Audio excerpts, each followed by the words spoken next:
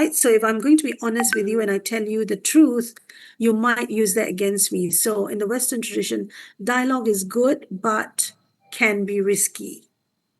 Okay? Now, I tell you something about the Islamic tradition. In the Islamic tradition, there are shared ideas. So, for example,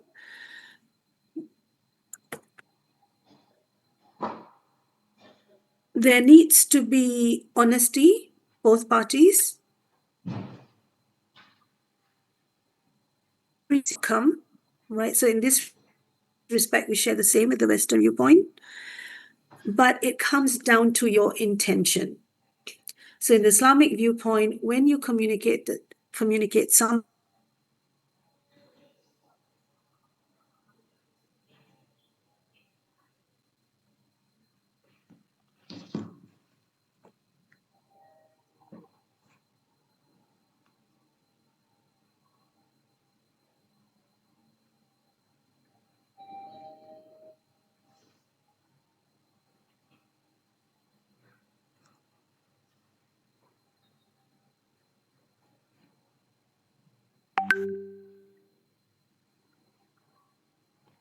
Recording in in the progress. Islamic tradition, both persuasion and dialogue are ethical.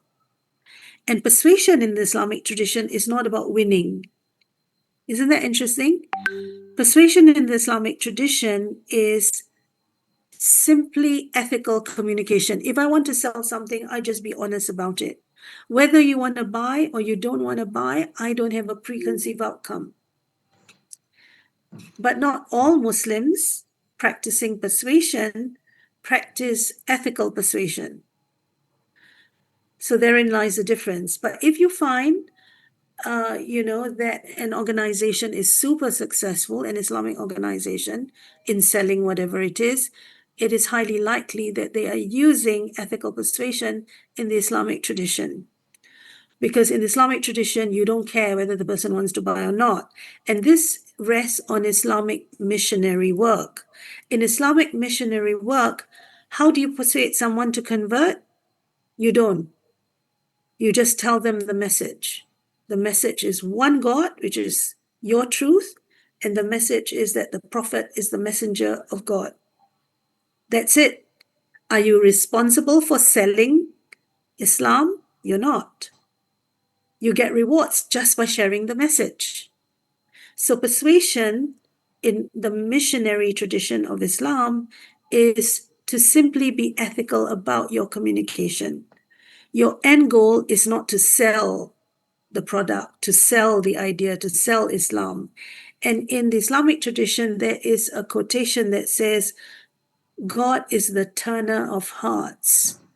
It is not your job to change the mind of someone else or the heart of someone else, but is the job of God, which makes it quite interesting. And this is what I found based on my preliminary study of both the Quran and the Hadith. And then I realized that what I've been teaching my students in terms of dialogue and persuasion is true for the Western tradition, but not from the Islamic tradition. All right, which makes it quite interesting. Now, talk about the turner of hearts. You've got a far-right Dutch politician who was very much against Islam, who ended up, after studying Islam, converting to it. Okay, because he read about the message and he eventually converted to Islam. And there is this thing about turner of hearts. Okay, and there's this dua that says, turner of hearts, keep my heart from firm in your religion.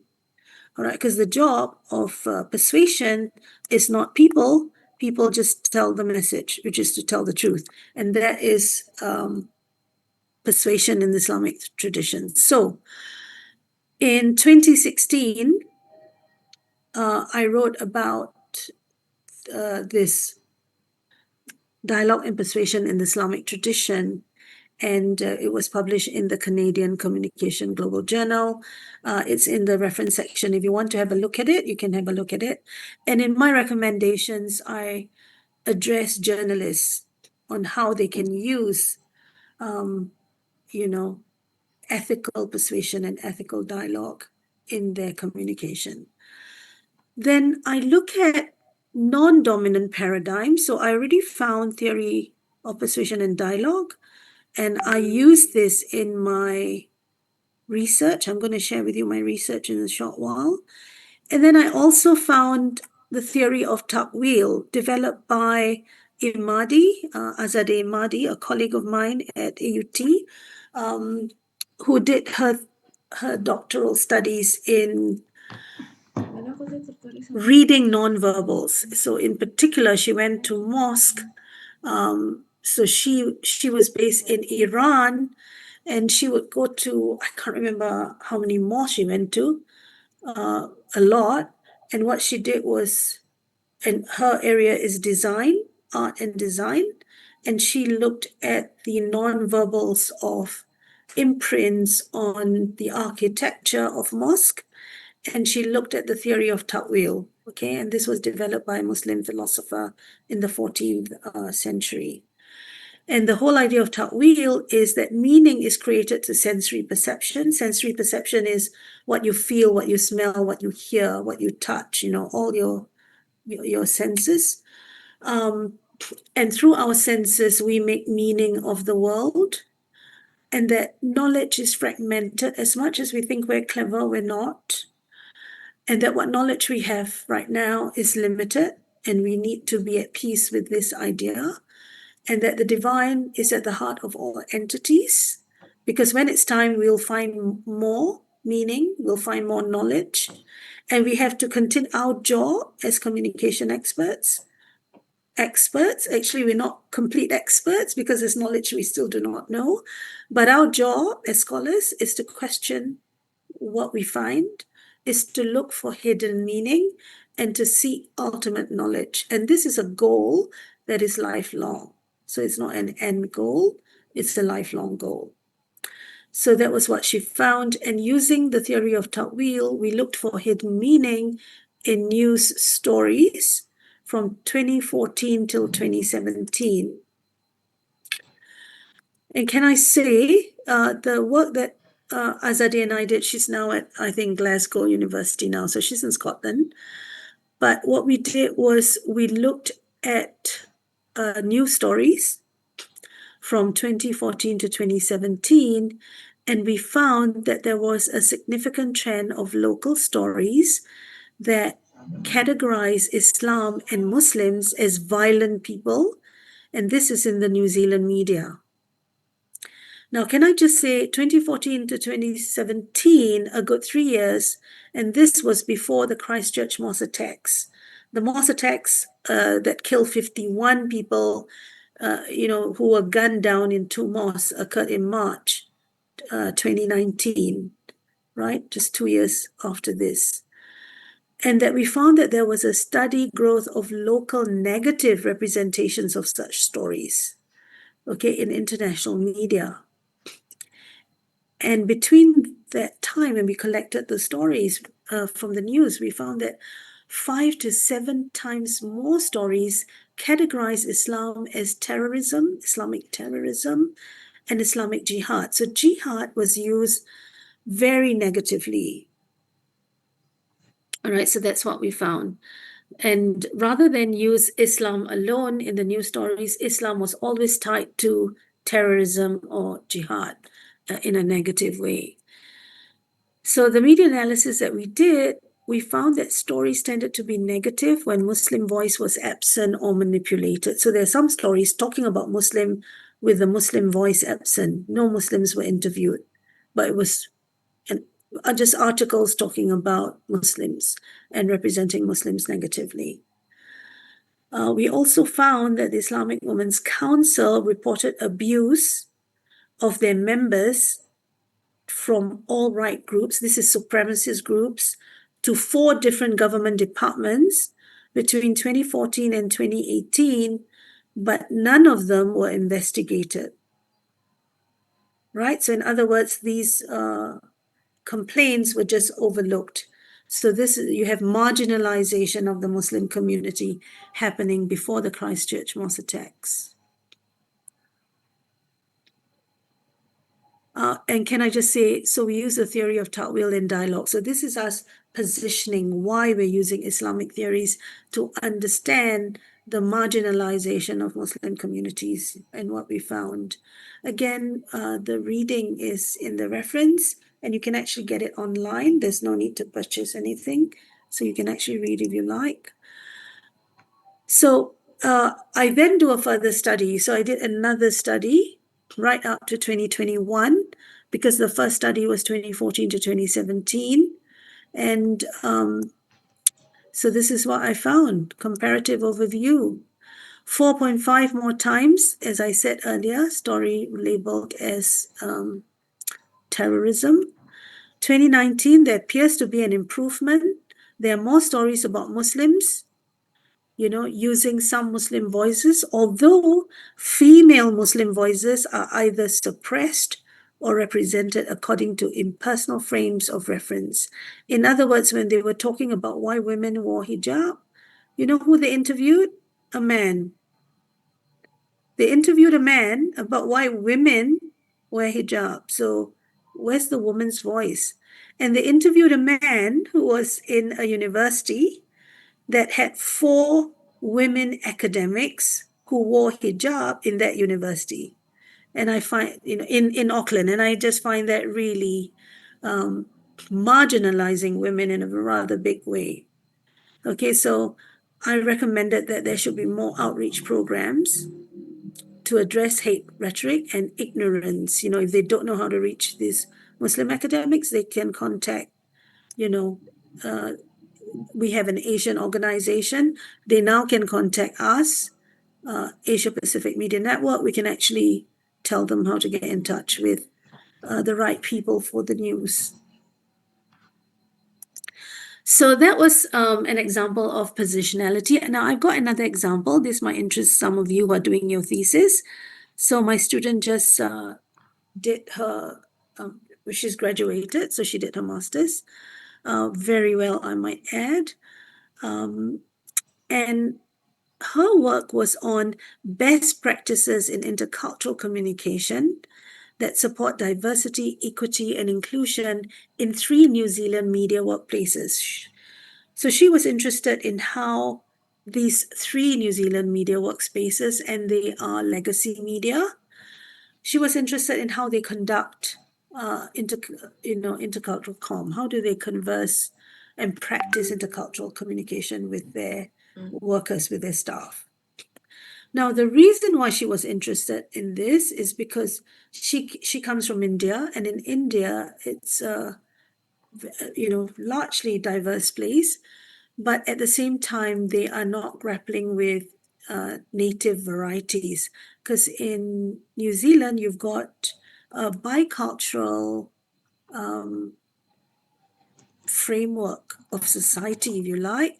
So you've got the Maori, who are the indigenous people of the country, and there's a lot of mana. Mana is respect and reverence and care shown to this group and the Pacific people. And at the same time, English is obviously the lingua franca, right? Is the language that's used. So she's interested for Asians, South Asians like her and other Asians. When you join this media workplace, where do you belong? How do they communicate, the powers that be communicate with you as a staff? So to what extent does intercultural communication that they use support the diversity, equity, and inclusion framework? That means consider your identity, consider your needs as a staff member, right?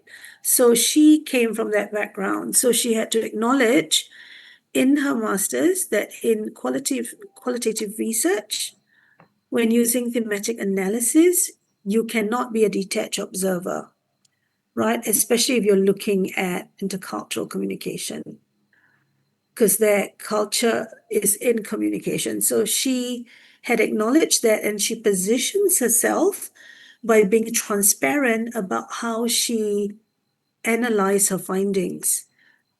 If she's going to interpret the findings using lenses based on her background, then she has to declare this. So which data is examined, enabling readers to assess how meaning is constructed within her analysis. So there's a whole section where she argues for reflexivity. So reflexivity is the critical examination of your own assumptions, your own values, and your interpretive choices. So whether you're on the outside looking in or the inside looking out, do you belong in this research in terms of being part of what's being discussed?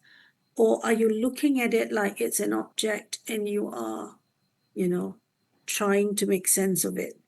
So in other words, you need to acknowledge bias where bias exists. Okay? So documenting interpretive decisions, your theoretical assumptions, as long as you're transparent about it, your findings will be credible and trustworthy. Okay, and this is why we position ourselves in research, especially in qualitative, work. Okay, cool. All right, so I'm coming now to future research, which actually I found quite riveting because we talked about religion, we talked about Confucianism earlier, and also ASEAN, the different countries that belong to ASEAN. So back to Asia-centric theory building. When we talk about future research, how can we grow Asia-centric theory building? Think about your own culture, right? So you're in Indonesia, you may come from a very specific community or a specific village or city. You need to derive your theoretical insights, all right? That means your ideas from your own cultural elements. And this includes linguistic etymologies. Etymologies are origins of words, okay, where words come from. So if we look at, for example, the Malay language, right? So the Malay language, you've got Arabic words in the Malay language very easily, right? You talk about doa, you talk about even things like almari, right? Which is drawers in Malay. Now, these things come from other languages. So while we want to talk about our culture being ours, it has borrowed from other cultures. Just like English. English has got words like reservoir. Reservoir is French. Envelope is French. Actually, we borrowed quite a lot from the French, come to think of it. To run amok. Amok, I think, came from our part of the world. Mengamok, right? So mengamok is to be upset. So to run amok is English using language from our parts. So it's entirely possible for that to happen. So look at linguistic etymologies, look at your religious philosophical teachings. And again, this can come from any of your religious backgrounds. You can look at your historical context. So, were you once a colonized country? How has some of those ideas not left your country? It's still there. So, for example, it could be, respect for authority, because that is something both you value and your history values. I'll give you an example. I remember when I first got married to my husband, my grandfather called my husband Sir, okay, because he's British, he's white. So every time he called my husband, he said, Sir, do you? And I told my grandfather, he's not a sir. The Queen has not knighted him. Please don't call him sir. Just call him by his name, right? Because sometimes history does not leave you. Okay, your particular age and some things don't leave you. So in your own country, even architecture, kalau, bahan-bahan or, buildings dari waktu Belanda could still be there, right?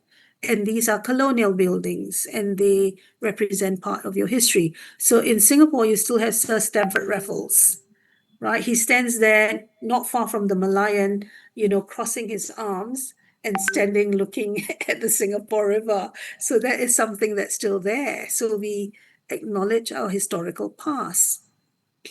So when we talk about Asia-centric, think about to what extent you want to resist that, or to what extent that makes up part of your cultural heritage.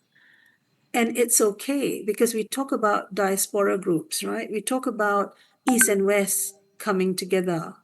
So it's not as if we're completely resisting. Asia-centric is to say also to what extent the Asia that you have now is made up of X, Y, and Z. It could be very different from the time as you are growing up. Your parents' idea of Asia could be very different from your idea of Asia now, especially with social media. Then recentering traditions. Okay, so this means our traditions have been marginalized. Nobody knows about it. Not that some of them want to marginalize it because they're Eurocentric, but sometimes they don't know about it. So it's your job as a scholar to bring it to the center. So, for example, excuse me, there's research done on this idea of rasa, which is an aesthetic emotion in Indian rhetoric, Indian language. All right, so they brought it to the center to say that, this is very important in Indian languages. So when an Indians transfer that philosophy into English, some of the way they communicate use, emotional language. So, you may have Indian friends that use verbose words that tend to be emotional. Is because of this tradition, that underpins the way they communicate.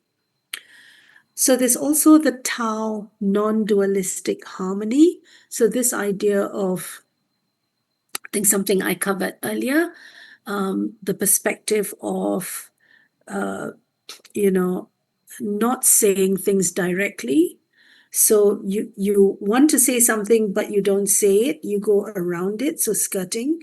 So some of these are core concepts for communication models, and it moves beyond Eurocentric thinking, right? So it's not just European perception of our culture, but our own understanding of our culture. And finally, research could expand to connect these lenses historically.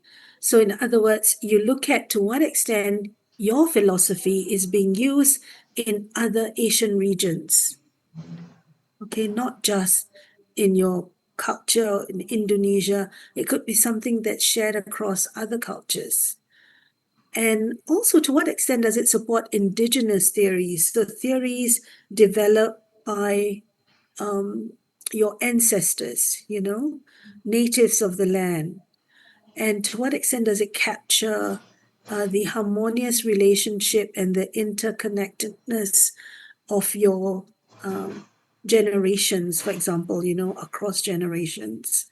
So these are some of the things you could be looking at. So I'm just sharing with you possibilities. Okay. And I just find that riveting. If you could, for example, connect across the board the way people communicate. Can I just say one interesting thing came to mind because it just reminded me what a friend said.